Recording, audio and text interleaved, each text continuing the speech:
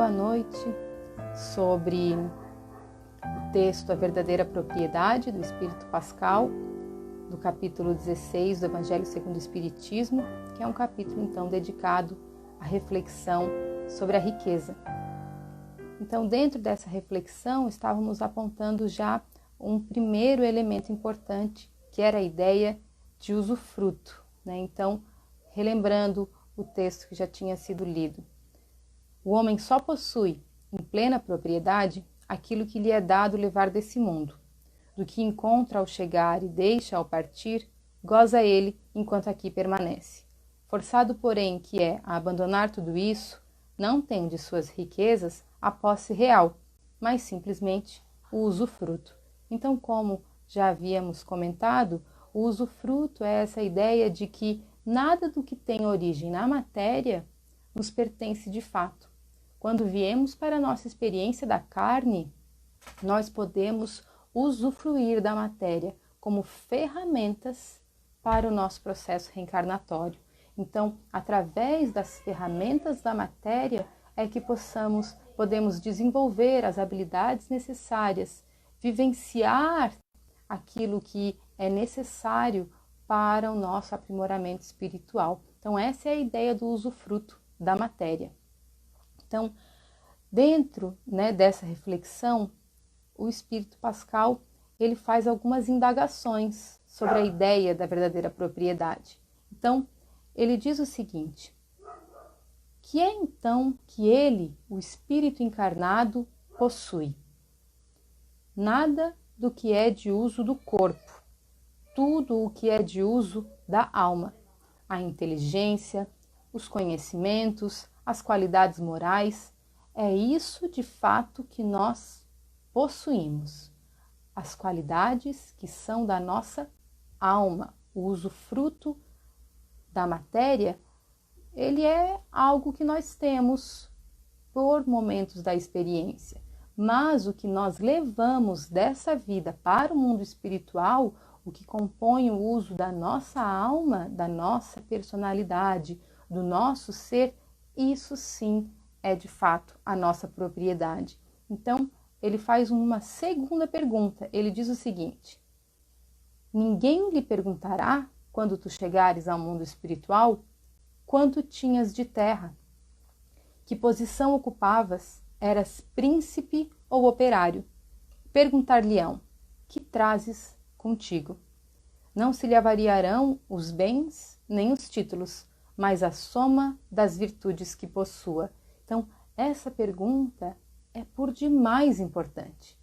O que trazes contigo? E ele vai além.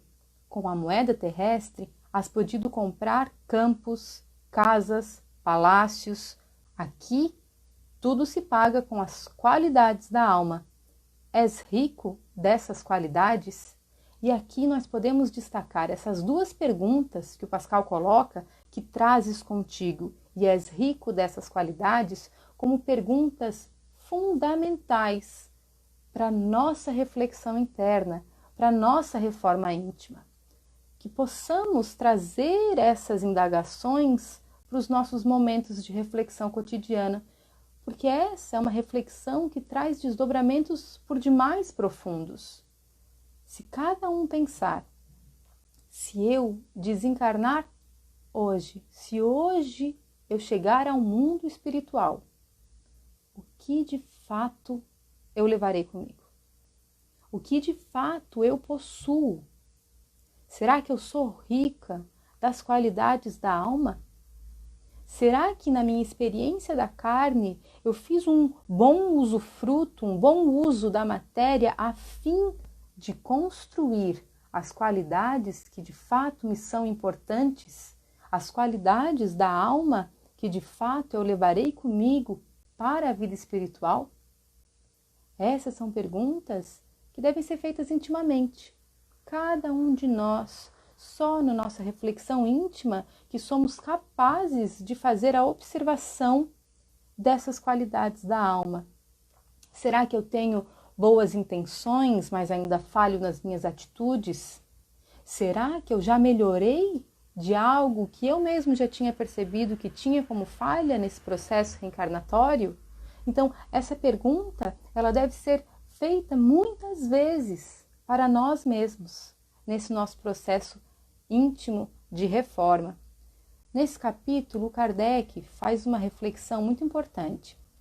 Quando Jesus disse ao moço que o inquiria sobre os meios de ganhar a vida eterna, desfaze-te de todos os teus bens e segue-me, não pretendeu de certo estabelecer como princípio absoluto que cada um deva despojar-se do que possui e que a salvação só a esse preço se obtém, mas apenas mostrar que o apego aos bens terrenos é um obstáculo à salvação. E aqui eu destaco essa última frase. O apego aos bens terrenos é um obstáculo à salvação.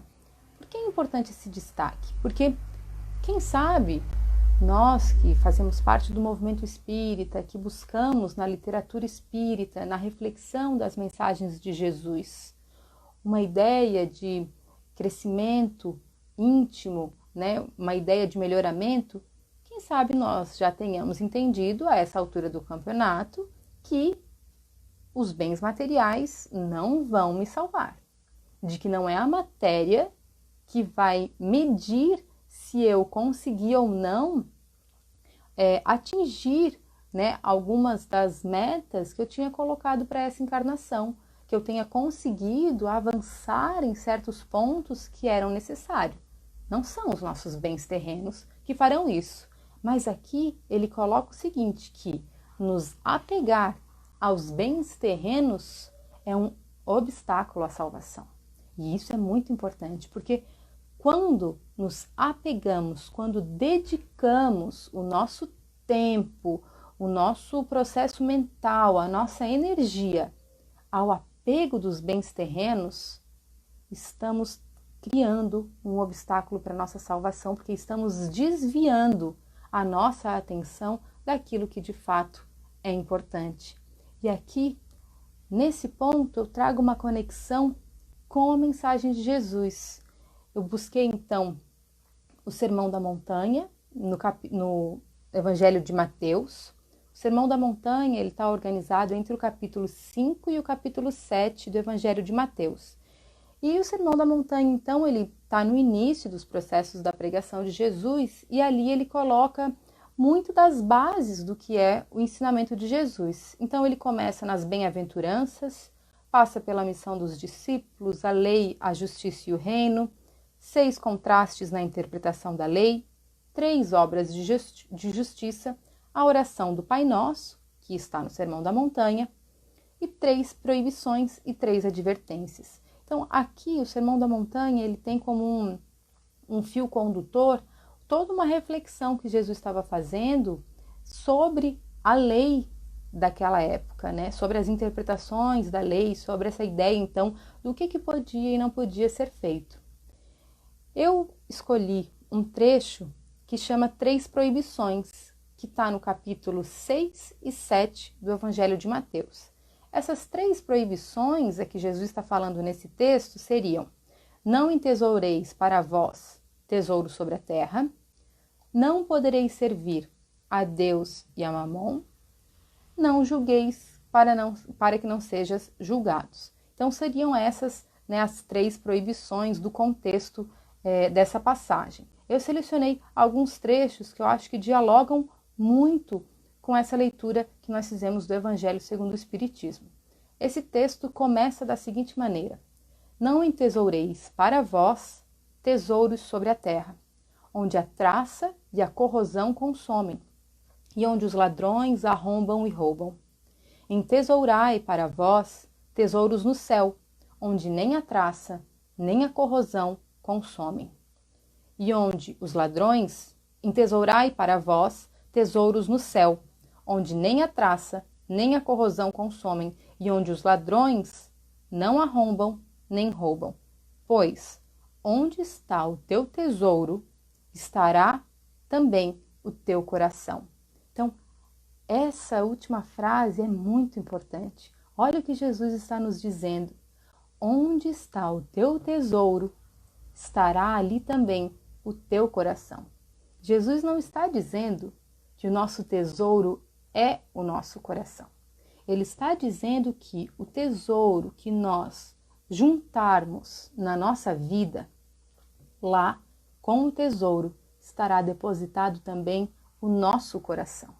Então aqui já nos traz uma reflexão de que tipo de tesouro queremos juntar, porque lá vai estar o seu coração. Então, se for um tesouro apenas material, o teu coração estará depositado um tesouro material, frio, um tesouro que não vai ser a salvação, um tesouro que vai ser esse obstáculo que a gente viu na reflexão anterior. Então, é muito importante. Jesus está nos dizendo, está nos atentando para esse fato, de que o tesouro que nós escolhemos juntar, ele carrega o nosso coração. E aí, então, Jesus segue numa outra passagem que é muito conhecida e muito bonita. Não vos inquietais por vossa vida, com o que comereis, nem por vosso corpo, com o que vestireis. Não é a vida mais que o alimento, e o corpo mais que a veste? Olhai as aves do céu, que não semeiam, nem ceifam, nem recolhem celeiros, e vosso Pai Celestial as alimenta. E com relação à veste, por que vos inquietais? Examinai os lírios do campo, como crescem. Não labutam nem fiam. Eu, porém, vos digo que nem Salomão, em toda a sua glória, vestiu-se como um deles. Então aqui, essa passagem do lírio é uma passagem comum, uma passagem conhecida, e aqui nós observamos o que é que Jesus está querendo nos dizer. Jesus está nos trazendo elementos da natureza, da criação divina, para que possamos entender essa questão dos tesouros. E ele conclui dizendo o seguinte: de fato, vosso Pai Celestial sabe que necessitas de todas essas coisas. Buscai primeiramente o reino e a sua justiça, e todas essas coisas vos serão acrescentadas. Então aqui Jesus nos diz: precisamos dos bens materiais. Nosso Pai Celestial sabe disso, porque viemos à experiência da carne.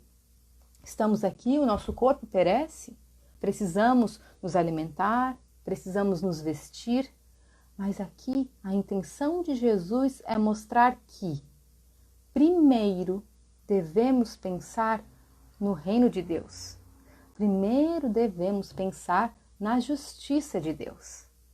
E que as outras coisas, as coisas materiais, virão como boas consequências de uma conduta adequada, de uma conduta apoiada nas ideias de amor, de justiça que Jesus nos ensinou. Então, quando ele fala, não vos inquieteis por vossa vida com o que comereis, nem por vosso corpo com o que vestireis, é a ideia de que essa inquietação da nossa vida não deve ser com as coisas materiais. A inquietação é aquela energia que está voltada para o nosso aprimoramento, para colocar em prática os ensinamentos de Jesus, para sentir os ensinamentos de Jesus. Ali deve estar a nossa inquietação. É a ideia do tesouro. Nós devemos nos dedicar a um tesouro de qualidades da alma, a um tesouro que, quando chegarmos ao mundo espiritual, levaremos conosco, porque lá está o nosso coração, lá está as nossas intenções dessa vida, e elas devem estar voltadas, como nos orienta Jesus, ao reino de Deus, à justiça divina. Aí sim, nós sabemos que, como consequência dessas intenções, teremos sim todas as nossas necessidades de acordo com o nosso merecimento, de acordo com todas as leis que nós conhecemos de ação e reação, teremos todos esses processos como belas consequências da boa conduta dentro do que Jesus nos ensinou. Esse trecho, né, que eu separei aqui do Sermão da Montanha, ele é um trecho introdutório de um outro capítulo do Evangelho segundo o Espiritismo. Então, lá no capítulo 25, Buscai e Achareis, o Kardec traz esse texto para fazer um link também com uma outra reflexão. É o item 8, que se chama Observai os pássaros, e que usa então esse trecho que nós lemos. E ele diz o seguinte, agora um texto do Kardec. A terra produzirá o suficiente para alimentar a todos os seus habitantes, quando os homens souberem administrar, segundo as leis de justiça e de caridade e de amor ao próximo, os bens que ela dá. Quando a fraternidade reinar entre os povos, como entre as províncias de um mesmo império, o momentâneo supérfluo de um suprirá a momentânea insuficiência do outro, e cada um terá o necessário. O rico, então, considerar-se-á como um que possui grande quantidade de sementes. Se as espalhar, elas produzirão pelo cêntuplo para si e para os outros. Se, entretanto, comer sozinho as sementes, se as desperdiçar e deixar-se perco o excedente do que haja comido, nada produzirão e nada haverá o bastante para todos. Se as montar no seu celeiro, os vermes a devorarão.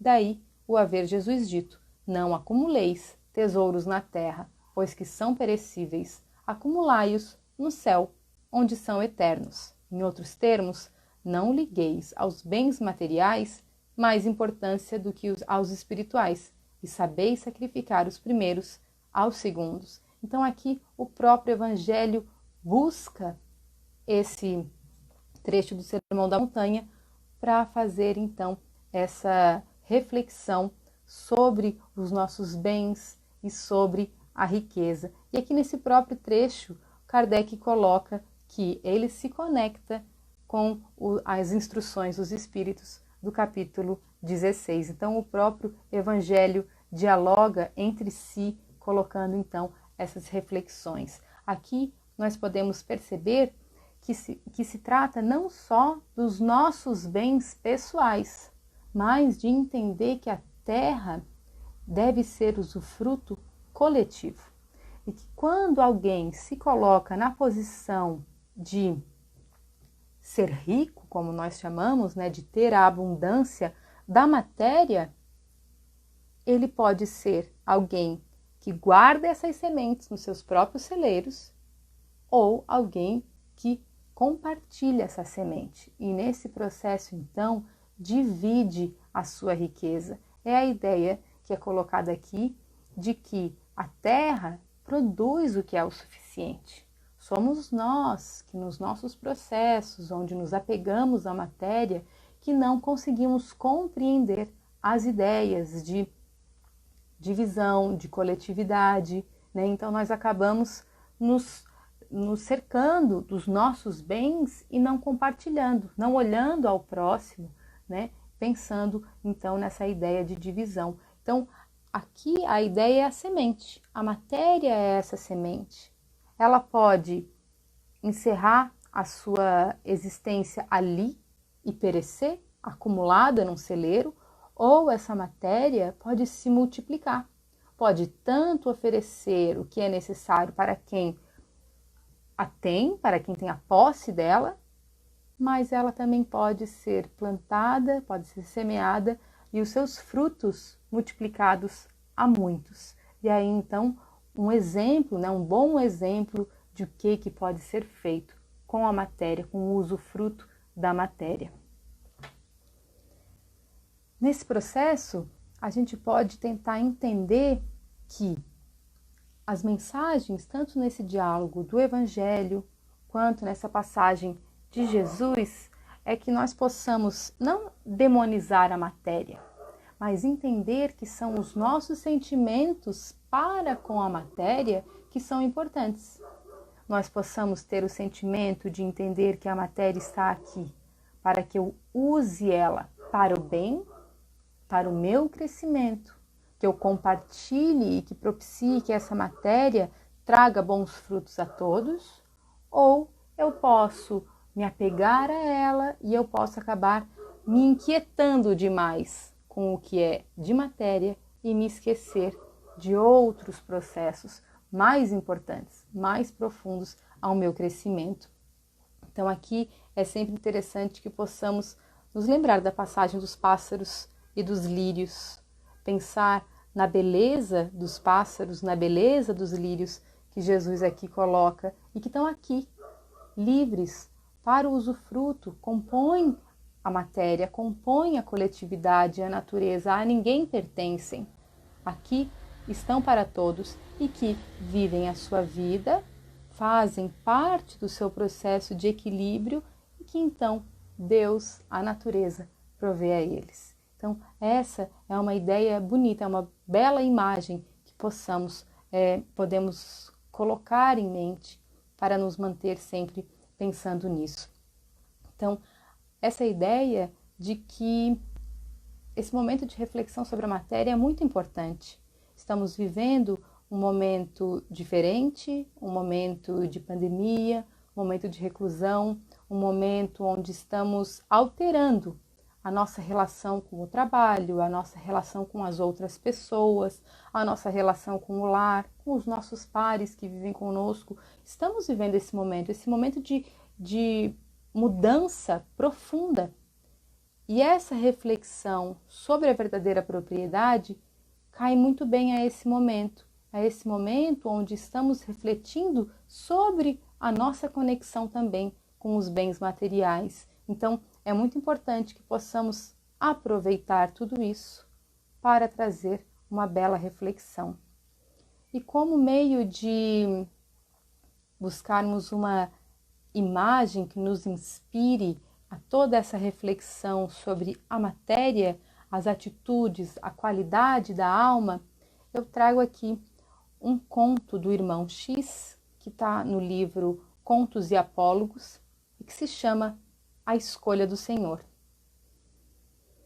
Conta-se que alguns apóstolos do bem tanto se ergueram na virtude que, pela extrema sublimação de suas almas, conseguiram atingir o limiar do santuário resplandecente do Cristo. Voltariam ao mundo no prosseguimento da obra de amor em que se entrosavam. No entanto, convocados pelos poderes angélicos, poderiam excursionar felizes pelas vizinhanças do lar divino. Bem-aventurados pela glória e pela bondade, constituíam provisoriamente no céu toda uma assembleia de beleza e sabedoria. Missionários ocidentais ostentavam dalmáticas imponentes, lembrando as instituições religiosas a que haviam pertencido, enquanto que os santos do Oriente exibiam túnicas liriais. Veneráveis sacerdotes das igrejas católicas e protestantes confundiam-se com patriarcas judeus e budistas. Admiráveis seguidores de Confúcio e insignes devotos de Maomé entendiam-se uns com os outros. Muito acima das interpretações humanas, tendentes à discórdia, alcançavam, enfim, a suprema união na esfera dos princípios. Exornava-se, cada um, com a mensagem simbólica dos templos que haviam representado. Anéis, cruzes, báculos, auréolas, colares, medalhas e outras insígnias preciosas destacavam-se do linho e da púrpura, da seda e do ouro, faiscando ao sol em que se banhavam. Entretanto, um deles destoava do brilhante conjunto. Era um antigo servidor do deserto, que não se filiara a igreja alguma. Ibrahim al-Mandeb fora apenas devotado irmão dos infelizes que vagueavam nas planícies arenosas da Arábia. Não possuía qualquer sinal que o recomendasse ao respeito e à consideração. Trazia os pés descalços, enxága e pó. Na veste rota, mostrava as manchas sanguinolentas das crianças feridas que havia aconchegado de encontro ao peito. As mãos magras e hirsutas pareciam forradas de couro de camelo, tão calejadas se achavam no rude trabalho de assistência aos viajantes perdidos. Os cabelos grisalhos e imundos falavam de longas peregrinações sobre a tempestade, e o rosto enrugado e rijo era a pesada moldura de 2 olhos belos e lúcidos, mas encovados e tristes, guardando pavorosas visões das dores alheias que ele havia socorrido, abnegado e atento. Isolado no festim, o ancião notou que 2 anjos examinavam a assembleia, fazendo anotações num pergaminho celestial. Depois de analisarem todos os circunstantes, um por um, abeiraram-se dele, entranhando-lhe a desagradável presença. Amigo, interrogou um dos emissários, a que igreja pertenceste na terra? Para que a pergunta? Inquiriu o forasteiro com humildade. O senhor deseja entender-se com um dos visitantes do lar divino, e estamos relacionando por ordem os nomes daqueles que mais profundamente o amaram no mundo. Não se preocupem então comigo, clamou o anônimo beduíno. Nunca pude consagrar-me ao culto do Senhor, e, sinceramente, ignoro por que razão fui guinado até aqui, quando não posso ter lugar entre os eleitos da fé. Que fizeste entre os homens? Perguntaram os anjos. Que o Senhor me perdoe a ingratidão e a dureza, suspirou o velhinho, mas o sofrimento de meus irmãos não me deu oportunidade de pensar nele. Nunca pude refletir na sublimidade do paraíso, porque o deserto estava cheio de aflição e lágrimas. Vendo que o estranho peregrino prorrompera em pranto, o anjo que se mantivera silencioso opinou, compreensivo. Em verdade, não podemos situar-te na relação dos que amaram o benfeitor eterno, mas colocaremos teu nome no pergaminho como alguém que amou imensamente os seus semelhantes. O ancião, mergulhando a cabeça nas mãos ossudas, soluçou, reconhecido, enquanto os companheiros presentes comentavam o estranho procedimento daquele que fizera bem sem se lembrar sequer da existência de Deus. Contudo, depois de longos minutos de expectação, vasto grupo de mensageiros divinos penetrou o átrio, engalanado de flores, em cânticos de júbilo, trazendo larga faixa com um nome grafado em caracteres de luz. Era o nome do velho Ibrahim Al-Mandeb.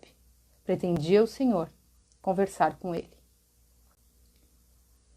Que esse velho beduíno possa nos servir de exemplo de que, mesmo ele não tendo pensado exatamente em Jesus, em Deus, mesmo ele não tendo buscado os ensinamentos específicos de essa ou aquela mensagem religiosa, as suas atitudes, as suas qualidades da alma eram aquelas que Jesus gostaria que trabalhássemos.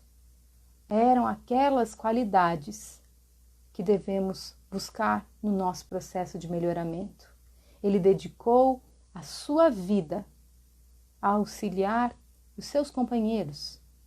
Ele trabalhou toda a sua encarnação no melhoramento das suas qualidades da alma, que possamos usá-lo como exemplo, que possamos nos inspirar dia após dia nos pássaros e nos lírios e buscarmos guiar as nossas energias no acúmulo de tesouros da alma, que o nosso coração possa estar guardado em um tesouro de qualidades morais, que quando chegarmos ao mundo espiritual possamos levar muitas coisas conosco, possamos levar bons sentimentos, boas atitudes, aprendizado, empatia, respeito, amor, porque esses são os verdadeiros elementos que compõem um tesouro tal qual Jesus nos ensinou. Então, nesse momento, aproveitando essa imagem desse conto do irmão X, convido a todos para que possamos nos unir em oração, pedindo aos nossos companheiros da espiritualidade, que nos inspirem, que nos protejam, que nos acompanhem todos os dias nesse processo de melhoramento, que nos auxiliem a buscar um tesouro que guarde o nosso coração entre boas qualidades da alma, que possamos ser ricos dessas qualidades e que possamos aprender utilizando a matéria como ferramenta do nosso crescimento e não como dedicação exclusiva a elas. Pedimos então, nesse momento, que façamos juntos, tal qual fazíamos lá na Casa Espírita Joana de Ângeles, a oração que Jesus nos ensinou, em voz alta, conectados, formando uma grande corrente. Que essa energia positiva possa nos acompanhar por toda a semana. Até então, nosso próximo encontro.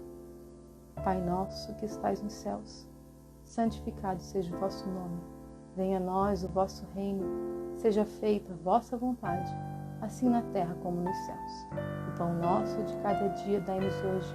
Perdoa, Pai, as nossas dívidas, assim como nós devemos perdoar aos nossos devedores. Não nos deixeis entregues às tentações. Livra-nos, Senhor, de todos os males, e que assim seja. Que possamos ficar todos com a paz de Jesus. Que assim seja. Boa noite.